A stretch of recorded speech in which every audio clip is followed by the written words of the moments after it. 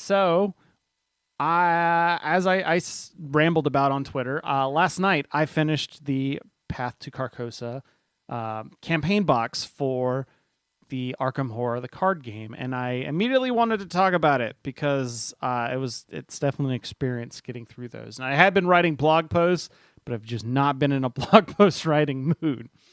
So I decided to stream it, and it would have made more sense to get like the people in my group who are also on the Dirtbags podcast to be on the stream, but I feel like I pull them into stuff enough and they're probably tired of me. So I got Ken from it's Geek Craft, right? Yes. Okay. From the Geek Craft website. He also has played a lot of Arkham Horror, like a lot. Yeah, a lot. So, and we've had plenty of discussions in the past. So I thought, what a perfect person to talk Carcosa with me. Hey everyone, Future Chris cutting in here for just a quick sec. Just want to let you know that I had a quick network issue during this stream, and so there's like 2 or 3 points in the stream where it just suddenly will switch to a different piece, and I didn't record it on this end. But just to let you know, so that you will be seeing that. It's something I'll take to heart for the future. And apologies if we suddenly jump from one topic to another. Sorry. Yeah. In fact, you've play tested some stuff. I did. Yeah. You didn't play test this one, did you? No, my group got in just after Carcosa, so we play tested the first Guardians of the Abyss scenario, and we started with Forgotten Age. Gotcha. And then life happened, so we didn't do that much more. Right. Okay, so but no, Carcosa is of the campaigns I've played, Carcosa is my favorite. And that's kind of what you hear a lot. You definitely hear that a lot. People, it's almost unanimous whenever you ask people what their favorite Arkham campaign was, they're always like, it's Carcosa. So I was definitely interested. It's one of those, like, I was afraid of it getting overhyped. Yeah. But no, and I can understand that. Yeah, and it's just for background, while Ken's played a lot, I've only played because up until recently I didn't have a dedicated group to play over and over, so I'd only played like the core box kind of a lot, teaching it to people.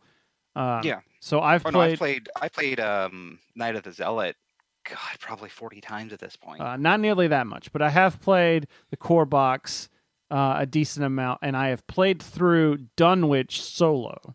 So that's the only reference I have as far as campaigns is Carcosa now and Dunwich.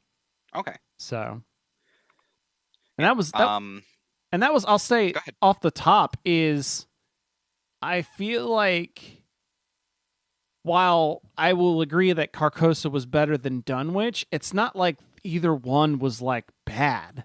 Like there was still a lot of good stuff in both of them. Oh yeah.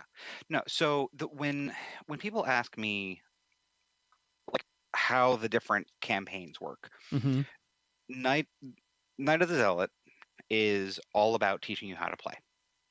And it does that really well. Dunwich teaches you here there be monsters and how you beat them up and how you deal with things like that. And it works really well. Carcosa teaches you that the game is going to mess with you not just as a character in the game, but also as a player. Right. And there are so many just like little twists and turns and weird stuff that I loved Carcosa. Right. Yeah, it's I definitely felt that. I felt like Dunwich was kind of more of the same. That's not a bad thing, but it's still it's more of like what would Arkham be like if we take this and expand it over 8. It was a more epic kind of thing. Yeah, and there's definitely pieces of Dunwich that I like the Essex County Express. By the way, this is going to be full spoilery, so okay. was going to be asking at some point. Yeah, this is specifically, it's even in the title. It's a spoiler stream. So the way that Essex County works is where you're on a train and the train is being gobbled up, and the way they do it with the different locations getting destroyed, it felt awesome. And yeah, my group did terribly at that one because we went, oh, they want us to go really quickly. Okay, yeah, sure. And then we got in and it was like, oh, they mean that quick. Oh, we are screwed. Yeah. And then, so it's funny. Carcosa, though, is where it's where it's like, okay, you can almost see it in the design where it's like, okay, we've kind of established this is Arkham. Now, how can we like flip the table? Right. And it's like, how can we mess with you? How can we, while staying inside the framework we've built, though, turn everything upside down? Yeah. But it's not the first time I've seen this done, because I'd actually, the first time I experienced it, and it was kind of what took Arkham from this is kind of neat to, oh my God, this is amazing, is I played the first, what was the first event night thing they did? It was Invocation. The first Invocation event. First Invocation kit, yeah. When we went to, instead of doing the Invocation add-ons that they were I think the first kit was where it was like, here, add this to your scenario. What we did, the first one was Labyrinths of Lunacy. Oh, is that what it was? Or I'm sorry, I'm thinking the Gen Con events. Right. Well, so that's what happened is the first one, instead of doing the Invocation where you like added in these like cards to whatever scenario you're playing, the store that I drove up the road to go to, they're like, hey, we're going to do Labyrinths of Lunacy. Yep. And so that was the first time, and that was where I really got to see, like, oh, you can take this rule set and do a lot with it. Yes. Yeah.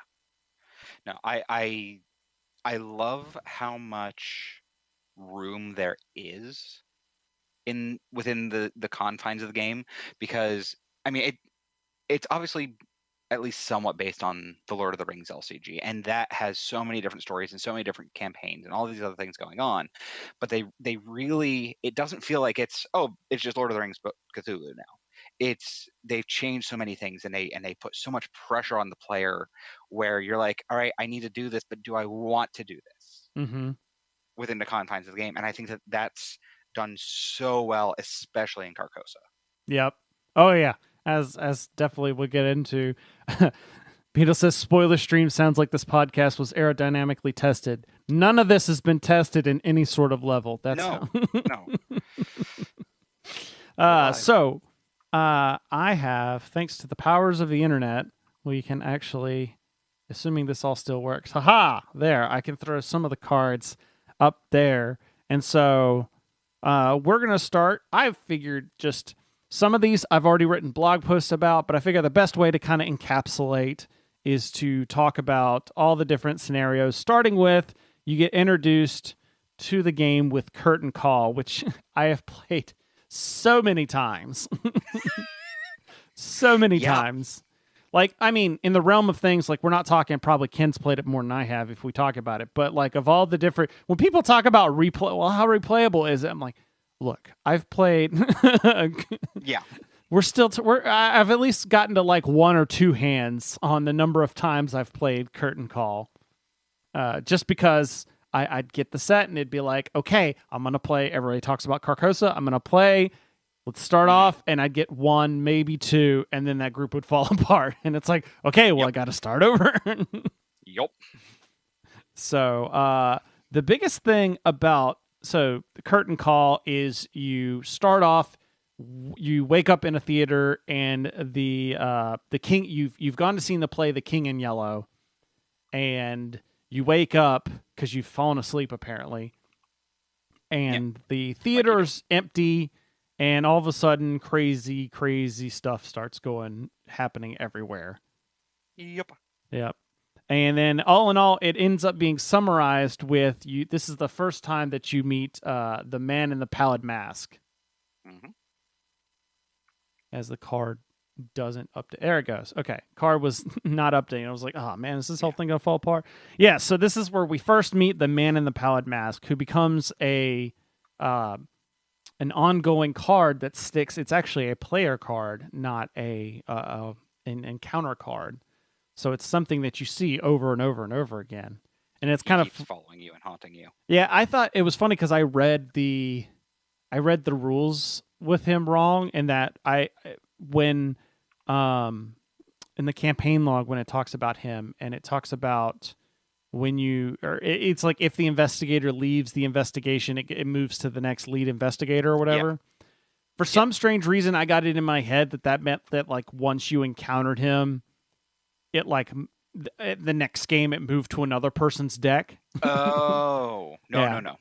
I like. I can see that though. Yeah, afterwards I was like, oh, but it was in my deck because I was the lead investigator, and then I moved it into our friend Corey's deck, and then it just stayed in her deck the whole time. But which was fine because talking about how he did this is she played Mandy Thompson. Okay. Who she has like the 50 card deck because her deck's all about searching. Huge. Which worked to our advantage because it diluted the amount of times that we for good or ill, at least on the fighting the man in the powdered mask. I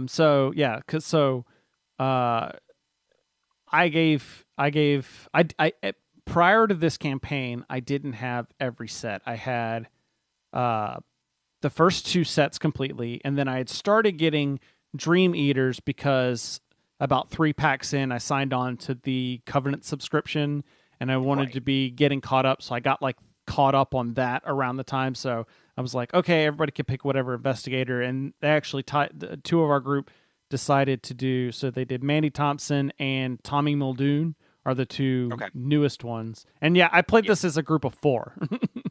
Yeah, oh no, that's what my group did. Yeah. A lot of people are like, no, it's better at like 2 or 3. And I'm like, yeah, the games are a little longer, but we have no problem with it at 4. It's a different experience. That's one of the other things. It depends on the group. It scales really well, and it really does. Yeah, like if you are with people that like maybe you argued a lot, or just people that have like a lot of AP or something, I could maybe see that, but we had been playing a bunch of co-op games at this point, so it kind of felt so. The other 2, I ended up playing Jenny Barnes, who's like my favorite character. I used my solo. I actually used my solo deck from Dunwich in this one as well, mainly because at the time I didn't have a lot of good cards to for Tommy and for Mandy's decks because we were just going off of ArkhamDB.com, their decks. And so I was like, well, I'm going to get a deck that's like solo so that at least I can kind of do a little bit of everything since none of these people's decks are optimized per se. Right. I will say that's something that you don't have to worry about once you move to an online thing and you're using Tabletop Simulator and they're like, what cards are we limited to? I'm like, well, none anymore. Right. Well, you're aware that it got taken down off of TTS, which I understand it, but it still doesn't make me happy. Yeah, it's one of those like maybe they should have waited till like after the crisis. Yep. That was kind of my thinking. It's kind of like bad timing. But on the plus side, I had a saved game, so I've still been able to play it. Right. Because people were talking about... you still have it. If you don't have it, then you can't get it. People were talking about saving the mod, and I tried looking into it, and it was just a lot more technical than what I was able to. But even if they take it down, I've now filled out some of my stimulus money went to filling out my Arkham Horror collection. There you go. Anthony's in the chat, and he says, I'd love to get into this game, but all I own is the base game box, and from my understanding, that doesn't have enough cards to make a really good deck. I think that depends. Yeah, it's very much a yes or no. Or yes and no. If you're playing with a group of other people, then I would say one core set probably has plenty of cards, because you could make one good solid, or if you're playing solo, one investigator. You could probably, because you have 2 copies of everything. No. Oh, you're right. You only have 1 copy. One core set is one copy of every card. Of every but still, that's class-specific card. You can still make some pretty decent, even 2, you could make probably 2 decent decks depending on what 2 classes you pick. Right. And that's what the initial decks are made. Oh, okay. I just need these, the core set and these 3 maybe packs. And that'll get you the deck at least that you want. Plus, actually, this even got a lot this will get a lot easier. Is they just announced those new Investigator decks. Right. So who knows when that comes out, but when it does. No, I think that's a really good idea, because then somebody who wants to play it can just pick that up and run. Right, which is I love that's the piece I love the most when we talk about Marvel champions, and I'm glad to see throw it together and be gone. Yeah, that's something I'm happy to see, because I'm the kind of person where I like having options for decks, but I suck at deck building. So I'm definitely the kind of person that's going to net deck, like pull a list up and just build somebody else that's put the time and the numbers into getting a perfect deck going. Right. But and in the meantime, actually, there's and this even got easier as of earlier this week when they announced the Mirror Investigator deck for the parallel one, yeah. The Mirror Universe one for Daisy is a fully printable deck. It's a print and play deck that you can get, and even has a print and play scenario in it. Well, I don't think it's a full player deck. I think it isn't. It's just her card. No. Okay. It's her card. It's her cards. So it's an alternate version of her with different stats, different abilities, and things like that. Gotcha. And then they built the scenario that works really well and kind of makes sense for her. Okay, but it's a full scenario. That's what threw me off. Yes. Gotcha. Okay. I feel like not enough people were talking about that. It just kind of was like a blip. Well, there are so many other things going on. Yeah. Which I think is part of the issue. But yeah, it is a single scenario called Read or Die. And then you can do it as a one-off as a side story during your campaign. But so the special thing about it is that Daisy has to be in the game. Mm-hmm. I mean, because it's kind of a personal story for her. Gotcha. But you do need the base game and Dunwich to play it. Yeah. Okay. Yeah, the only other big thing from Curtain Call is here you got the baddie here. That's at the worst part is the Royal Emissary. But he loves you. Yeah. The worst part about this is the connecting location bit, especially when you're talking about a game that doesn't have a very huge layout. Right. Especially for most of Carcosa. Yeah. And then you get into the second part, the second half of the box set, at least, that comes in, and that's The Last King. Oops, nope, that is not that one. I said that is not the last. There we go. No, it's The Last King.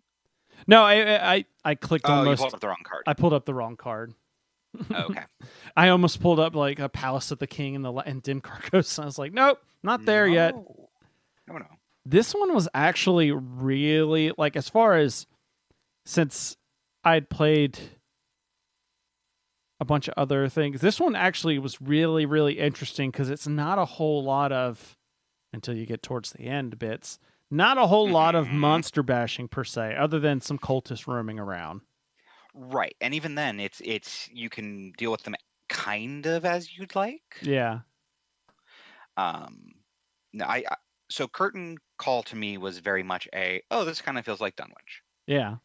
There's a big monster. We can kind of move around a little bit. I liked that they added a one-way movement thing. Yep. With the balcony jumping down. But it's like, okay, no, this kind of feels the same. And it's not a bad thing. It's just what it is.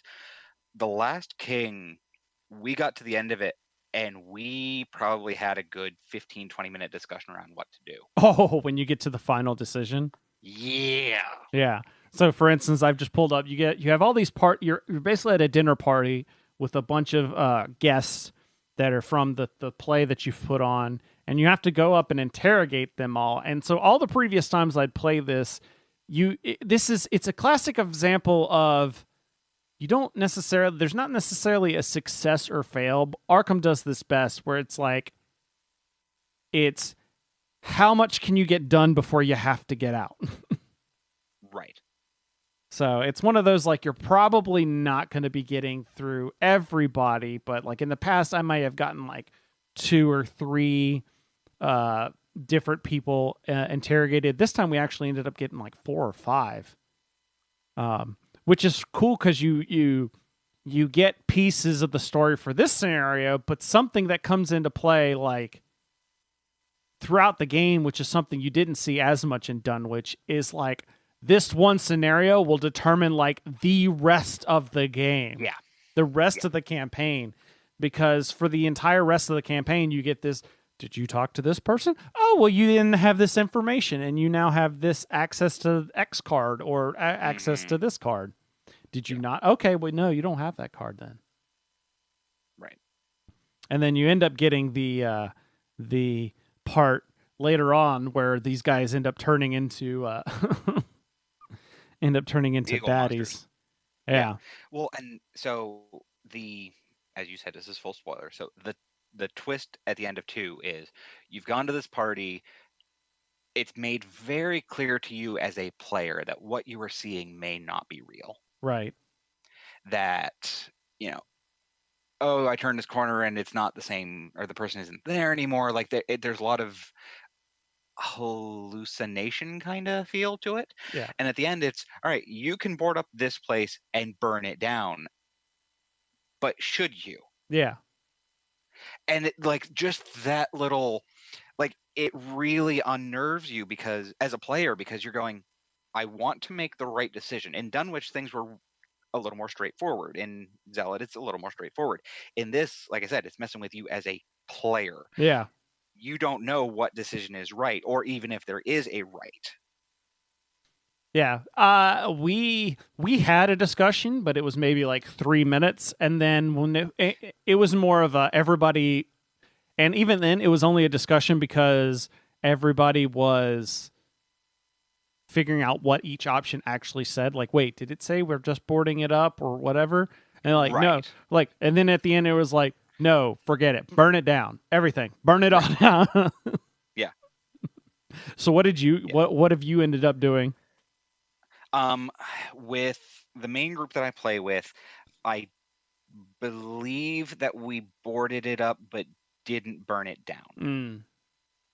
Because there were enough kind of, neutral, good hero kind of folks where it's like, I don't want to risk it, and if these are real people, I don't want to be that guy, and what if this comes back to haunt us? Lo and behold, my reasoning was came back to haunt us. My reasoning was, I guarantee these people are probably coming back in some form or fashion. I say we just get rid of them now. Right. And and I can see that too. Sure enough, I was mostly right. Other than there is one consequence if you end up later. I think it's in 7. Yeah. I think it ends up. I think so. But the other thing that I think is so well done with this one is, so when you finish a game, you have your little bullet points of, okay, do this, make a note. And at the end of the first scenario, you get out of the theater and you have the option completely, I believe it's, you end up making a decision to go to the cops or not. Right. And the first bullet point, if you go to the cops, is, did you really think the police would help you? And you go, oh crap, we made the wrong decision. And at the end of the campaign, we went back and kind of read through and saw the decision tree. And if you don't go to the cops, did you think it was wise not to warn anyone? And you're going, oh, they're just messing with you on every level. Yeah. Like, everything about this is meant to completely confuse you. Oh, yeah. In a good way. Yeah, so with that, it brings you to the next scenario, which is the Echoes of the Past, in which case it's like, okay, something's fishy's going on here. We should go look up. When somebody mentioned that there was a play this play, The King in Yellow, had been done in the past. So we should go find out if there was any weird stuff there like there has been now. Mm-hmm. The only weird part in this, and this was where I had to kind of the biggest thing that happened in here is there's this the hidden library card, which is like what you ultimately need to get to. The way that the passageway stuff works, I feel like is not really fully established very well. It was a little shaky at first. I think Yeah. it's better. I think they've revised some of the stuff, some of the text in the Return to box. in the guide. Oh, okay. I think they've cleaned up a little bit of the text. Gotcha. Yeah, I don't know if I think I was using the book or the one that came in there, so I may not have had the updated version. But yeah, that would make right, and that's how I was. Yeah. So yeah, there's a basically where there's a librarian you can end up following around that makes any of opens up passageways, and it gets kind of skeptical how you can open them up. But ultimately, it's a funny. There's the one funny part about this is you get into another one of those decisions. Is you get the I think it depends on how the choices you make, but there's the tattered cloak and I forgot the other one because it's still in the player decks that we have. I haven't disassembled those yet. Oh, the onyx. The onyx jewel or whatever. Yeah. And it's one of those, like, depending on how you do determines which one you get. Yeah. And then it's like, oh, do you keep this or do you our group is like, I'm taking this. Right. Yeah, that's what we ended up taking the onyx as well. Yeah. And then you come, this is the one that where because Echoes of the Past seemed also very Dunwich. It's another one of those, hey, we got to snoop around and investigate these things. And oh, look, there's cultists over there. Unspeakable Oath, which is the halfway point here, or after this is the halfway point. As much as it can be. Right. This is where it's like, okay, now we're going to start twisting things around. Right. Specifically, and it's thematic because it's at an insane asylum. Yep. So you're having to you find out that there's one survivor from the previous, and he's in Arkham Asylum of all places, and you need to go chat with him. And I'm trying to find. There's one card in particular that the Daniel Chesterfield card. Well, not that one. I'm talking about here it is. It's the Act 1A for Arkham Asylum, where it's the series of challenges of when you interact with the nurse to get the key. Yeah. Yes. This was one of my favorite things, and I loved that they came back to this. I did not think about them coming back to this, and I love that this ends up coming. They end up coming back to this later on in the game, but this is like, so you have the act and agenda cards in Arkham that you're flipping, and this one comes up. This is the first one, and you're not allowed to go to like half the asylum because you don't have the key. Well, this is when you get the clues. You flip over to get this one, and it's basically how are you getting the keys from the orderly. From the orderly. Yep, there you go. Yeah. And it's funny because it's just a nurse, but yes. Yeah. Yeah.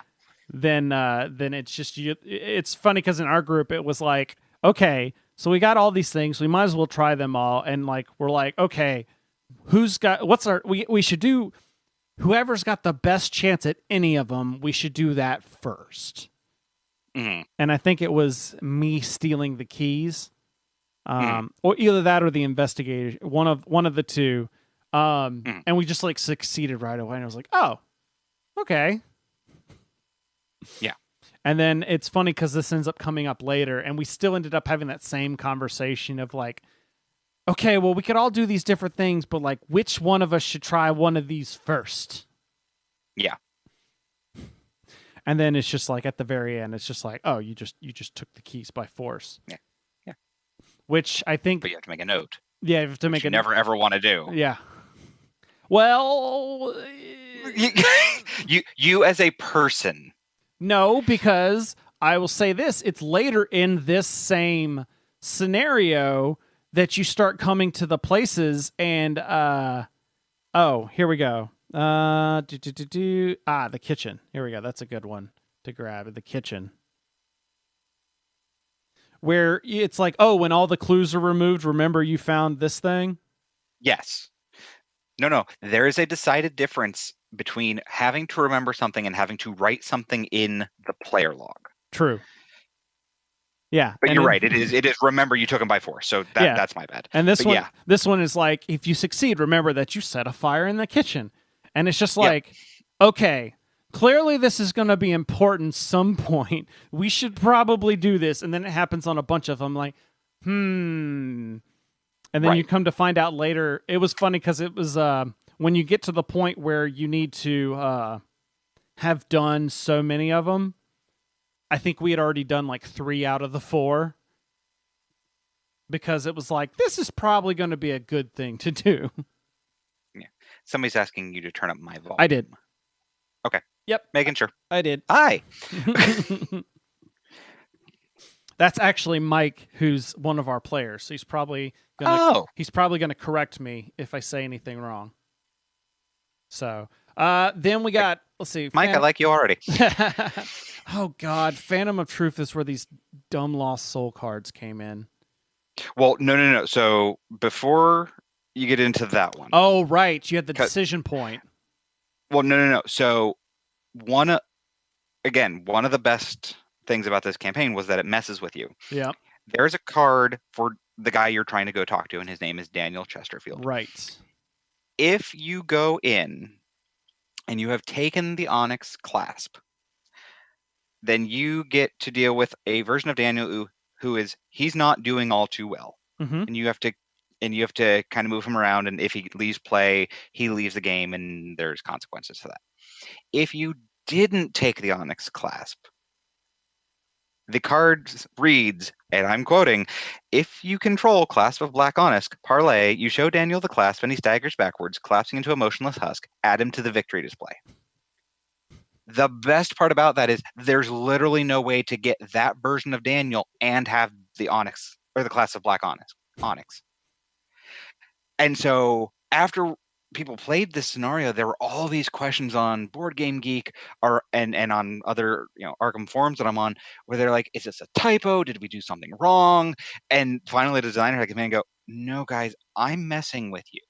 Like, that's the entire point of this. The entire point of all of this is simply to make you question everything you've done and everything you've passed by.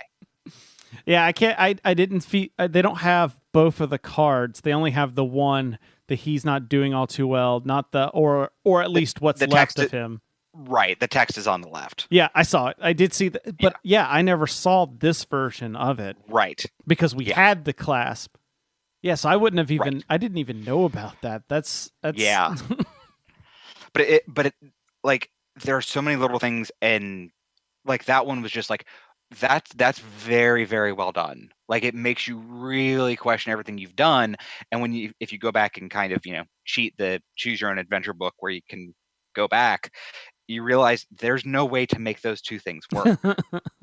They're mutually exclusive. That's awesome. And then at the end of this is where the situation turns even further, is that you have the choice, like, okay, you've gotten Daniel out of or assuming that you did, you get Daniel out of the asylum, and he tells you his story, and you can either choose to believe him or not. And this applies into there's this ongoing thing of like doubt and conviction. And you start to realize these things becoming a thing, but you aren't quite sure why. Right. And you really because conviction is, I'm going to go and do this. I don't care what what questions I have about it. And conviction can be good. Yeah. But it can also lead you to you jumping the gun and doing the wrong thing. Doubt is going to hold you back and make you not do anything. But if you don't have some doubt, then you're just going to run blindly into situations and get yourself killed. Like, I thought that was such a genius move. Yeah. Yeah, I didn't fully. It was one of those last night where we were playing through that, like, you understand, like, later as we get into it, the mechanics of which you understand, like, oh, this is just a neat mechanic. And then it gets to the end where it's like which version of the boss you play depends on that. And then it's like afterwards when we were looking at that and going through and looking at the different resolutions, and it's like, because people were like, how do you get the other version? We'll get there. But then when you're reading his story, it's the choose to, okay, you're not supposed, you find out that the king in yellow is referring to the elder god Hasser, and Hoster. Is it Hoster? I've always heard Hoster. You know what? Whatever. So it's, if you choose to believe him, then there's a metagame rule where you're not allowed to say his name for the rest of the campaign, or else you immediately start taking horror. You take a horror every time, which is funny because, especially with we thought it was Haster, we just kept calling him the bastard. Which, yeah, we had Hamburglar, we had Horatio, we had Harold. Well, I'd just say the dude. That works too. But the fact that you have to then later read parts of things out loud and his name is in it. Yeah, that's what gets you. You go, oh, crap. Or especially when you get to the end. We played that full tilt. Yeah, especially when you get to the end and you have the Haster card out and you're talking about, well, we can't go here because off. Damn it. Yep. It's okay. We'll remind me later. We'll talk about one of the interesting side effects of that. Oh, no. Oh, no. No, not a bad thing. Oh, okay. So we ended up doing the, we didn't say the name. Or I love it's the other side. You get more doubt, but you're just like, I went back and looked, I was like, what did happen if we had chose this? Like, no, nothing happens. You could just say it all you want. Yep. Right, because you don't believe in him, and therefore the name does not have power. Yeah. We were like, this sounds like it could be terrible. We're going to choose to believe you. So then now that you've gotten some information on, I believe Phantom of Truth is where you go to Paris, right? Yes. And the catacombs? Yep. Or no. The catacombs. No. The catacombs, I think, is the Pallid Mask. The Phantom of Truth. Oh, that's right. Okay. So the Phantom is all the dreams. Yeah. So Phantom of Truth is where you have to find the writer dude, the guy that wrote the play, and you're trying. Oh, that's right. Yeah, so this is actually running around France because you actually go to Notre Dame, and right. Yeah, and this is where I think this is the point in the game where we switched to playing online because we were playing weekly, and that point it was like, okay, well now I guess we're gonna have to play, and the way that so this is where the agendas are just like the first night, the second night. Yep. And this is another one of those Arkham like, everything you think you know? Nope. Yeah. Where it's like, oh, we literally don't know what to do except for we're just supposed to survive. Mm-hmm. That's the only point here is we're supposed to survive. And then as you go like, okay, well, there's the first night, and it's like, oh, you just need to survive. And then it's like, oh, there's a third night or second night. And then, great. Awesome. Mm-hmm. Fantastic. I'm just flipping through the cards here to see if there's anything else I wanted to mention here. Because the rest of it, I'm just mentioning kind of like the key things.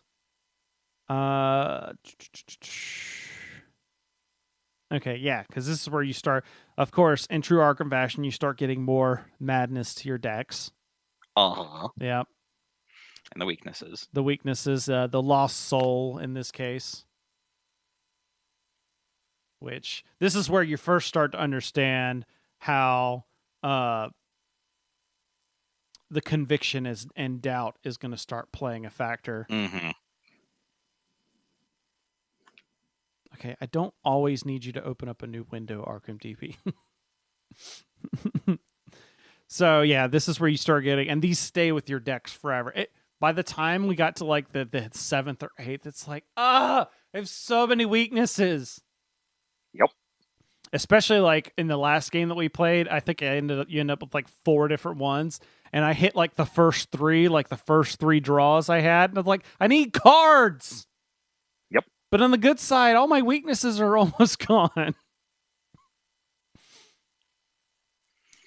So, yes, that's right. Because I remember I was like, hey, the Lost Soul cards are still in here. And then I'm like, oh, yeah, because we were playing digitally. And so I didn't have to pull them out. So then, let's see, what does that make? We're at 6 now, Pallid Mask. Mm-hmm. This is where you go into the catacombs. And trying to find I forgot exactly what secret we were looking for in the catacombs. There's a burned skull. Yeah, this is where the distance between some of them, I'm trying to figure out, trying to remember exactly. Oh, that's right. There's like a secret exit you're trying to find that has, yeah. Right, because there's the stranger shows up, and you're trying to like, hey, follow that guy. Yep. This one was, especially sandwiched the way it is between the sandwich where it is. This one's was kind of as evidenced by me trying to remember, a little forgettable. I think I tend to think for whatever reason, and I'm not saying it's a consistent thing, but scenario 6 seems to me to be it was fine. Yeah. Because you're not dealing with the build-up, you're not trying to, sync everything up with the story. It's just like, no, it's fine. I did like the way that the catacombs rooms worked, because it was it was a physical adjacency thing. Yeah. Man. Yeah. After a Rift Seeker attacks you, you must either take 1 additional damage and 1 additional horror, or place 1 doom on each agenda in play. Yeah. So this is, although I definitely hated this was one where it's just like, okay, this is what when I say about taking the framework and flipping it on its head, this did it. This did it, because unlike everything you ever know about Arkham Horror, the card game, where it's like, Doom is bad, we need to be advancing and getting close. This time it's like, well, now we kind of want Doom to advance. Right. So the big change, and I don't think you mentioned this, is there's no longer an act deck. Right. At least not till the end. Right. There's 2 different agenda decks. Right. And it's, do we want to go down or do we want to go up? Right. Now, go ahead. So the way they have it is you can choose when you need to add Doom onto one of them, you can choose which one to do. And there's a little bit of effects where if the scenario, I think they call them Agenda A and Agenda C. If one is higher than the other, can affect. There's like certain locations that if a Doom gets put on one versus the other, it comes into play. But I'm very curious, because looking through the cards, going back over it, there's really no indication, because you have to choose one that you have you're not going to really know until that 3rd card. That 3rd agenda. Right. Like, I've tried going back and looking through them, and I'm like, there really is no way of knowing until you get to that last card. So there's the tactics. I've talked with 1 or 2 other people where it's, okay, do I race through one deck as fast as possible and then figure it out if I was right or wrong? Or do you flip both decks relatively around the same time point? Right. And which one did you do? I think we tried to balance it. Okay. So we tried we didn't try. We knew that we was probably needing to do some, so we sort of focused on one, but not letting the other one lag behind too much. Right. And then ultimately that ended up biting us in the rear, because of course, every time we did this, we ended up having to play this twice. Every time we did it, we always picked the wrong side. Yeah. And come to find out that, we need to advance the other one, and now we're on a timer, because that the last one you have 8 turns, and this is where the normal agenda rules pick into play, and it's like, nope, every time it's going on that one. Well, so the Die Unheard is Agenda 3A. I don't think we used that one. I think we ended up using the it was both times we played, it was always the floods waters were the key to winning. Right, where with us it was the other one. Yeah. And it's set up so that I believe either path can be right or can be wrong, and it's based on other decisions you've made in the game. I thought it was based off of shuffling. I think that's part of it. Yeah, I thought it was just a matter of you shuffle the two sets of encounters, and just one of them's the flood and one of them's the other way, the chapel tower or whatever it is, and it's just depending on which one you pick, ends up, and we just happen to always shuffle the right same one. 50-50 chance is what I think. That piece. Which location are you talking about? What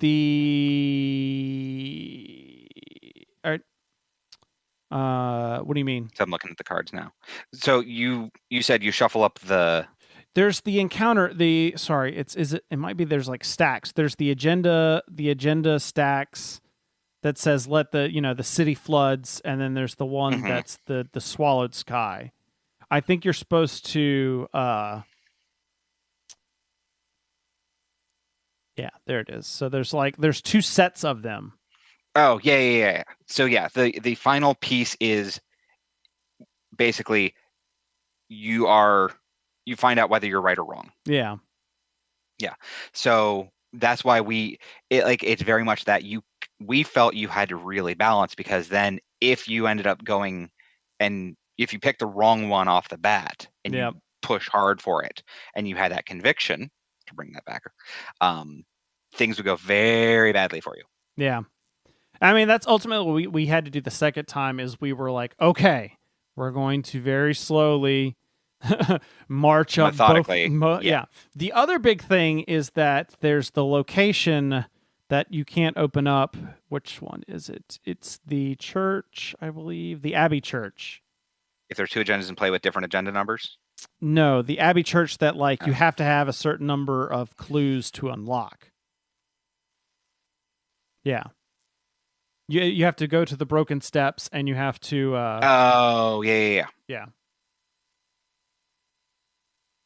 You have to go to the certain number of steps. Hold on, because I think their stream might be acting up. Uh-oh.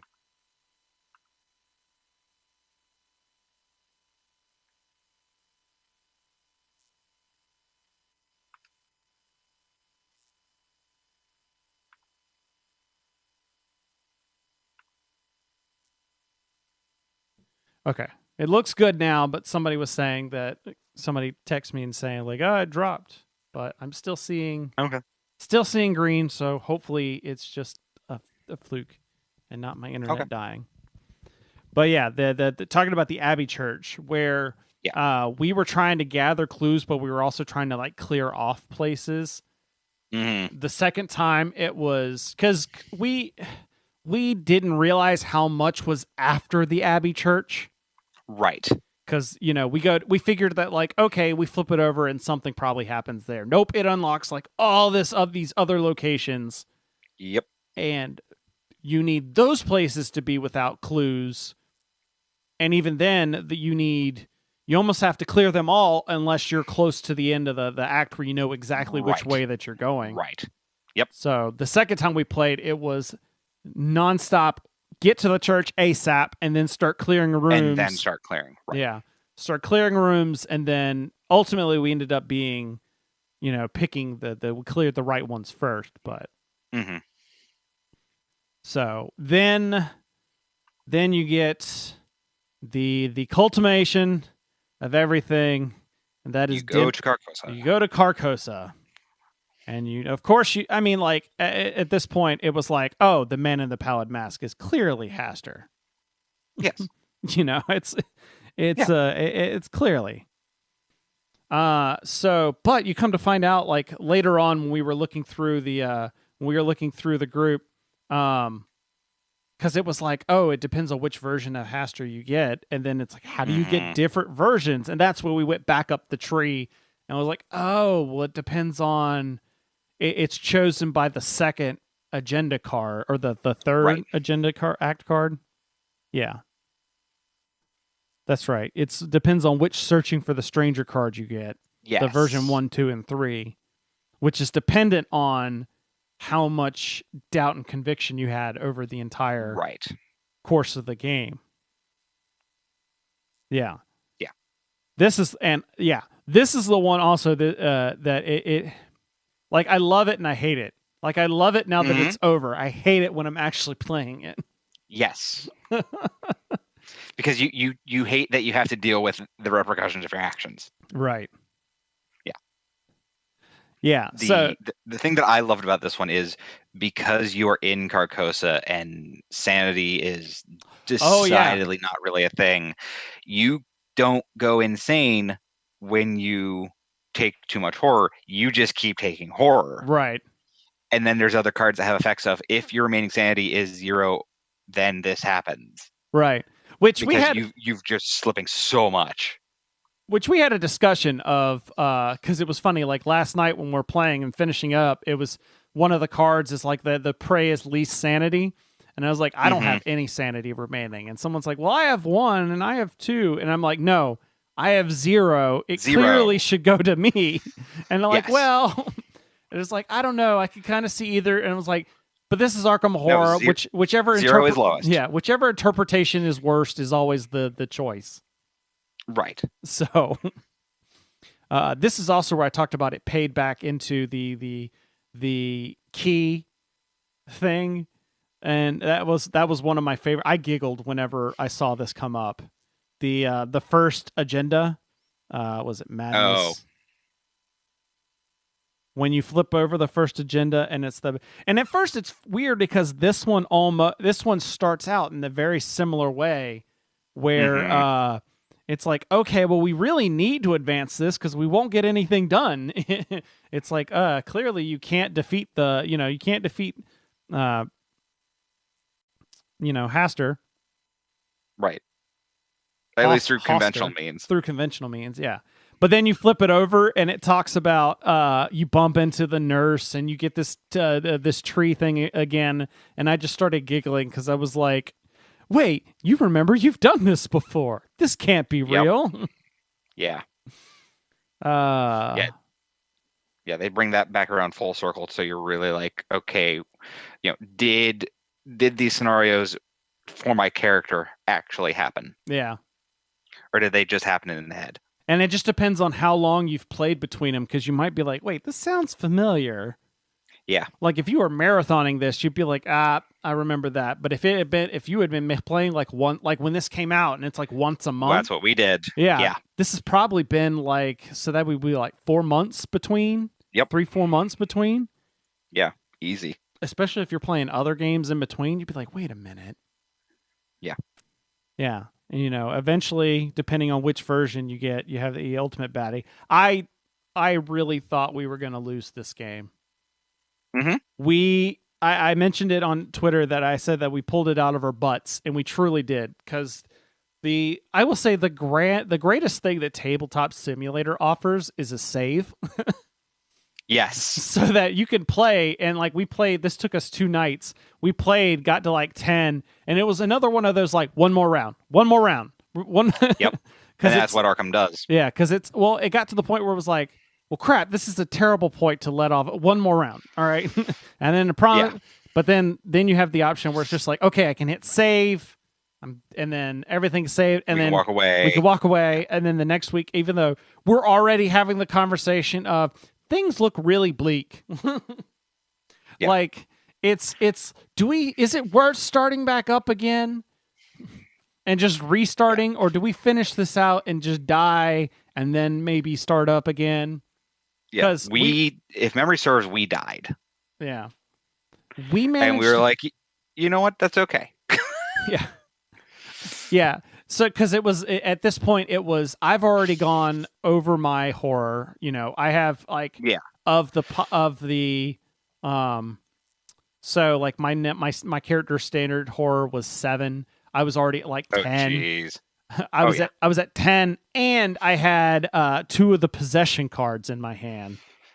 You were done. this is the other thing. Yeah, I had the possession card. Specifically, I had the possession card that's like, oh, look, it kills you and you're going to deal damage, or the only way to get rid of it is to deal damage to one of your teammates. Possession traitorous? Yeah. No, murderous. The traitorous one is yeah. where you just auto-fail a skill test. Yes. Which is really easy, especially when you go like, the only thing I can do is attack that thing, and I have no stats that are going to help me. I'm just going to automatically fail this and toss this one out. Right. Yeah. But yeah, like the hidden cards in this one were really solid. Yeah, it's funny when it's like, okay, so what was your encounter? I can't tell you. All right, moving on. Yep. And that was a purely Carcosa thing. I think was the hidden mechanic. Yeah, hidden came out then. Yeah. But the entire time after I drew this, I'd be like looking around the board and be like, okay, can anybody afford to lose 2 health? Yeah. No. But in that pack. Oh, yeah. Go ahead. Well, I was just going to say, at the end of our first night, the way it was we had gotten Hoster to 5 times the number of investigators worth of damage. So we had the Palace of the King, which is like the location where basically everything starts going down. We were able to start taking clues off of it and flipping it over. And we had gotten to the point where like he could be beaten. But all of us were starting to be really low on health. I already said I was at high horror, and there was a lot of baddies on the board. So like, we had basically flipped over the compass rose. So if the layout of the encounters is it's a giant cross kind of thing. And we had done the top, bottom, and the 2 left and right ones, flipping them over because you get rid of clues off of them. It flips them over. And most of the time, it was a good thing where you would get, 1 times the number of investigator damage on Hoster. But like there was a couple of them, it's like, well, you heal some horror, but then shuffle in the next version of this. So, and we actually had that happen first, so we thought everything was like that. Yeah. So we had and we had also had that happen a couple of times. So we fast forward to last night when we tried it again, and I'm like, okay, I'm metagaming here, and that there's no other cards left to sub in. Right. So these are probably the one that was below the palace and above the palace. Right. These are probably the last versions of these. And it was one of those, like, everyone was like, oh, do we jump out and then jump back in, and like kind of dancing around. Meanwhile, we're all kind of like, there's just monsters appearing all over the board. North of the board was kind of like our dumping ground for because you get the acolytes that can come out, the fanatics. And they go to the place with the most clues, and we hadn't done as many clues up there, so they were going all up to that location. And so we were kind of avoiding that one. But down south, there was only like 2 clues left, and like 1 or 2 monsters had latched onto there. And there was like the Hoster and another Byakhee roaming around. And we were just... by this point, like our survivor character had exhausted a lot of his combat-y kind of stuff, so he's not really doing a whole lot of damage at this point. A lot of like our mystic has used a lot of his like shriveling stuff. He still had a couple left. Like we're running low on just ability to hit stuff, kind of thing. And so I was like, okay, well, let's just do this dance where we just kind of like go like doing in this kind of circle back and forth where we get them to come towards us but not completely, and then back away so that they move the other route instead because it's now the shortest path. And managed to clear off one of them to where it got it down to we were at now like 7 times the number of investigators. And I'm saying this because Hoster's stat is based on... in fact, this might not be the one we had. We had the one where it was 9. Yeah. So you had Lord of Carcosa. Okay, that's... So Oh my gosh. Yeah. Yeah, we had the Lord of Carcosa one. Let me see if I can find that one. Yeah, there we go. Yeah, where his overall health is 9 versus the number of investigators. So, which this last bit sucks, especially for me, because I try and do damage to it, but then it's while you're attacking it or evading it, treat each Elder Sign +1/0 -1 as an auto fail. Even on easy, that gets so hard. Yeah, because it's like at this point, it's like, well, crap. The only way for me to actually hit him is on the slim chance I draw like a -2 or a -3. This is the only way. Yep. So, and then eventually we ended up clearing the palace, which flipped it over and did almost the last bit. We ended up having it came down to like he had 3 health left as our mystic died.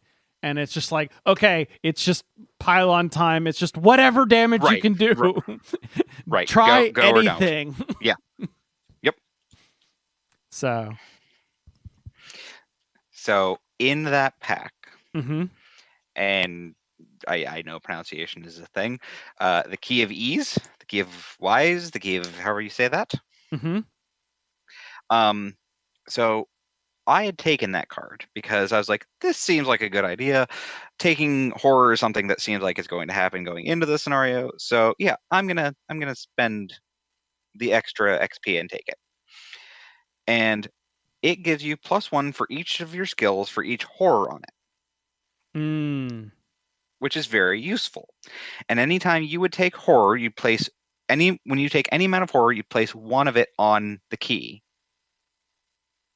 So if you can quickly get 3 horror, you're getting +3 to each skill, which is really useful. Right. Now, Chris, what's a very easy and fast way to get 3 horror? Hey guys, so this Hoster guy, wait, his name's Hoster? Oh, his name's Hoster. Oh, look, I just took 3 horror. And because they're independent sources of damage or sources of horror, they all go onto the key, which means you get an immediate +3 to everything. Right. So what we ended up doing is I had gone in and I was like, all right, things are hitting hard for sanity. I don't know what's going to happen if I go below 0. I don't want to risk that. And I went into a test and I needed 1 more. I think I needed like +1 or +2 to make it. Mm-hmm. And I didn't have anything on the key. So mid-check, after I took the token out of the bag, because in the magic on this, in the world of magic and things on the stack and things like that, yep. Staying Hoster is a out-of-game effect. It's an immediate effect that doesn't take into consideration anything else. Yeah. Which meant I immediately said the word Hoster twice and got the +2 I needed in order for that token to be a valid test. Oh, man. And one of the guys in my gaming group is a magic judge for our local store, so obviously we understand rules, we understand how that all works. Yep. But I actually reached out to the designer after the fact. I was like, so did what we do, like, was that legal? Was that illegal? Like, we still died. Yeah. We still died. We lost. But I want to know if what I did was right. And he's like, no, that's fine. I was like, then I'm good. Well, because the key that make for a lack of a better word, the key to that is the fact that you have to place the horror on the key, and when the key leaves play, you're going to lose, basically for a standard deck, a third of your deck immediately, which means you're just going to take more horror. Right. Well, is it? See, this is one of the things I've very rarely had. I've very rarely decked myself in Arkham to this point. Not knock on wood. So is it? I forget. Oh, hang on, I will. Because I thought it was you add a Doom, but it might be horror.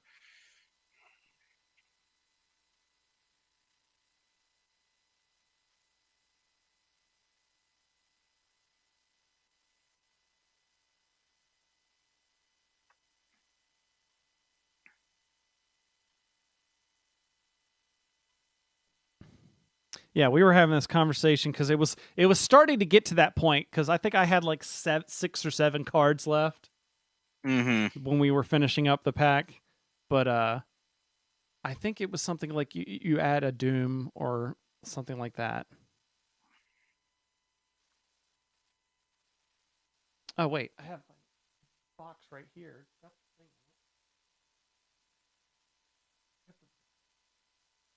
Forgetting I have the rules reference like right in front of me. Oh, well, there you go. I'm looking at it digitally. Yeah, which means you can search at least. Yes. But it means I have to know what I'm looking for. Yeah. I think you have to look under draw because it says Investigator deck is not is not the thing. Ah, you're right. If an investigator with an empty investigator deck needs to draw a card, you shuffle the discard pile, draw the card, and then take a horror. Okay. Yeah. Okay. That's not, especially in that scenario, that wouldn't have been too bad. No. But it's still one of those like, yeah. Normally. Yeah. But yeah, I loved the Carcosa. Like the whole thing was just such a like it messed with you on so many levels. Yeah. What was really cool was as we're finishing up and chatting, I read the other resolutions that happen, and you come to find out that there's very little difference between some of them. Like especially 2 of the ones, like the one that we had, where it's like you're back in the church, and then you open up the door, and it's a sunny day, and you see the boat guy is the one that we actually got. But then, like if we had failed, it was you arrive back at the church, you open it up, and it's just like nothing but like the blaze of Carcosa searing your sky and all. Yeah. And then you come to find, or my favorite one, the one that was like, I was reading through it and I was just, as I was on a chat, I just went, oh, fuck.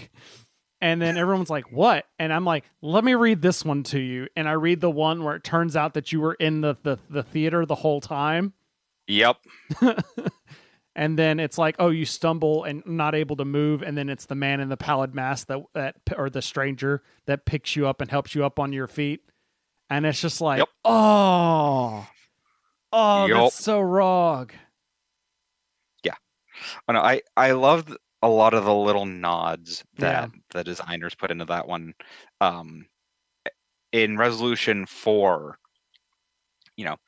you're sitting in the Gothic Abbey and all these other things. But the first line is, "You've met with a terrible fate, haven't you?" Yep. Which is straight from Legend of Zelda Majora's Mask. And it's just like, that is just too perfect.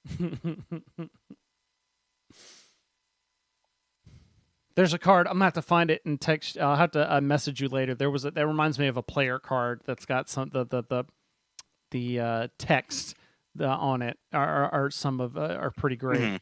But yeah, so then we had, of course, then you have the discussion. It's like, okay, well, what do we do now? So I think we're gonna do Murder at the Excelsior next. Yeah, because I have all the standalones, and I'm like, let's just do something different, and people can try a one-off. A one-off. Because it's also, we've been sticking to the same roles as far as characters. Like, I've always been the rogue. And it's like, well, let's do a game where we can mix things up and try different classes, and it doesn't care. Like, if we don't like the character, we're not stuck with them for 8. Right. Yeah. Yeah.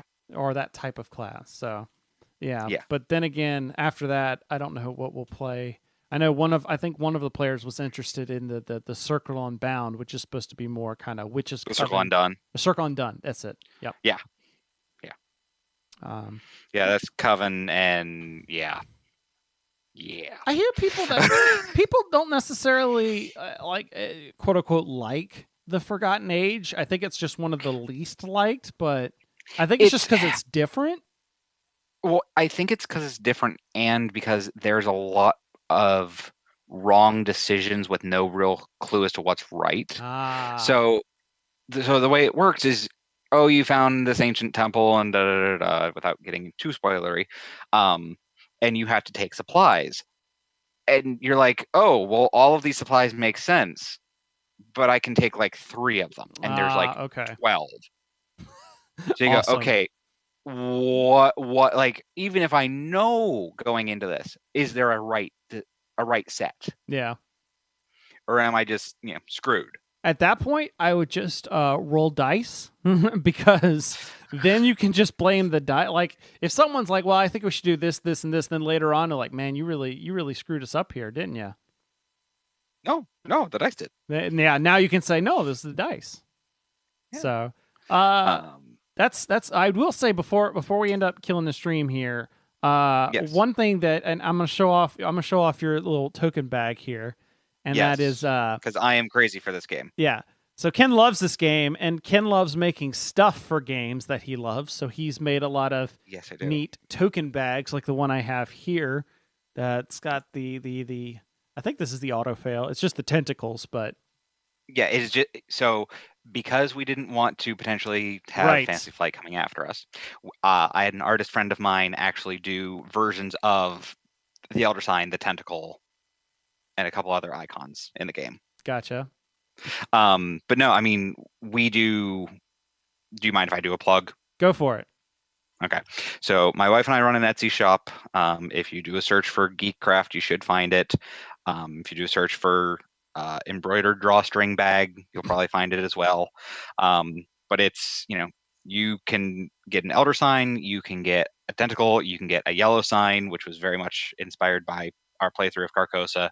And when Carcosa came out, those sold like crazy. But you pick the inside color, you pick the outside color, you pick the embroidered, like it's your bag. You make it your bag. But just a number of positive things we've heard back from people who are like, no, this makes this game from like it really does add so much theme to it. Oh yeah. Especially as evil as the token bag gets. Yeah. That's one thing you miss out on when you're playing digitally, and it makes it so easy to just, I'm just clicking here. You just don't get that like dread of pulling the token out. Right. It's not the same thing. It just suddenly appears. Yeah. But no, so on top of that, I actually have made, and I'm not even sure if you know about this, on Board Game Geek, I've made pocket mod investigator logs. Okay. I think I may have seen those. Yeah, so it's basically you print out one sheet, you do some cuts and some folds, it folds down to the size of a player card, so you can keep it in your deck box or keep it with your player deck, but it's a way for you to easily track, oh, this has happened, and oh, we're on this campaign, or oh, we had this resolution. Like I keep mine because it's a nice way to kind of go back and go, oh yeah, this is what happened, and oh yeah, you did that, you idiot. Yeah. Yeah, I think I had seen when I was scrolling through for like dividers and such, I had seen that on there. I just didn't realize that was you. Yep. Okay. Yeah, and somebody actually had just requested a printer friendlier version because I actually take the cover art from each set and make that, the cover of it.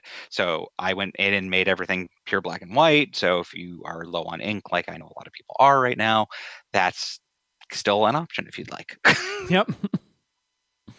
All right. Well, thanks, Ken, for coming on the stream. You can also find Ken on Twitter at @demo_Ken. Mm-hmm. And we'll see what happens the next time I do one of these streams. Probably going back to some minis painting, but who knows? I just wake up and go, I want to talk about this, which is how I started podcasting, but that's another story. Yes. So I'm going to